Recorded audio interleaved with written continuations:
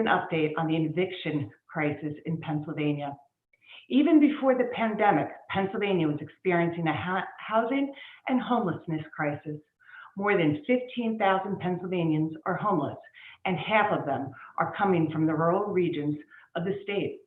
Robin Weissman, the executive director of the state's Housing and Finance Agency, said in a press conference on Tuesday that an estimated 400,000 Pennsylvanians can't make August and September rent payments. My own district, located in Philadelphia County, has been hit hard by this. This problem has gotten much worse since COVID-19. According to Pew Research Center report done in April, about half of low-income Americans lost jobs or wages due to COVID-19, and less than a quarter of those people said they had enough emergency funds to cover their bills for 3 months. You cannot blame people for not having enough emergency funding if they have jobs with wages that only cover the basic necessities and no more. We have failed to protect the working class people, and at a time that so many people are showing bravery during this crisis, it is inexcusable that the legislature did not have the courage to act then when this crisis first began. We are more than 4 months beyond that April report, and life for too many people has not gotten any better.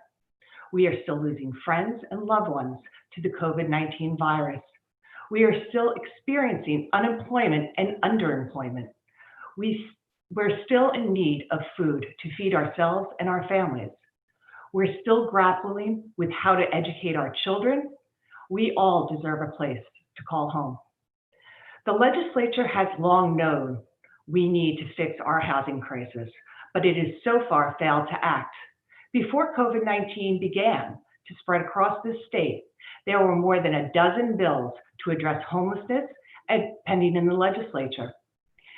Since then, as people lost jobs and the ability to pay for their basic needs, lawmakers like me introduced legislation, specifically HB 2404, specifically designed to keep people from being evicted due to COVID-19.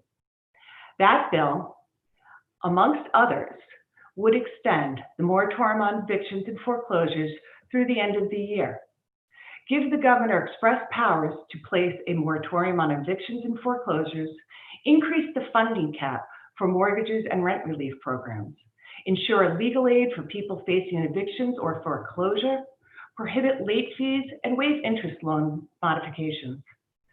At the same time, these bills would help mom and pop landlords who are also losing rental income. Those of us who have been taking this crisis seriously before are calling on the rest of the legislature to do the same.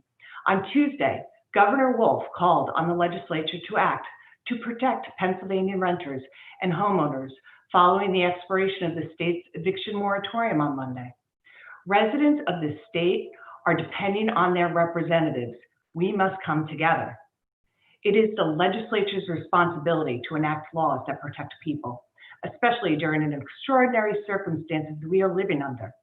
The legislature must turn away from partisan measures that won't go anywhere, dangerous measures to score political points, and towards real and lasting support for people in need.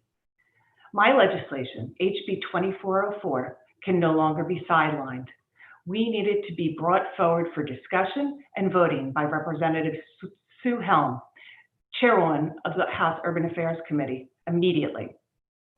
I was elected to make laws, and I intend to continue to do so for the good of my constituents.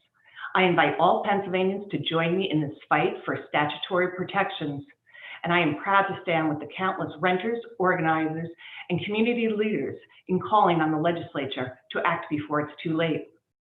If the legislature won't act in accordance with the will and best interests of the people, I am calling on the courts to step in and protect us. I'm Mary Isaacson, and this has been Dispatches from the Brief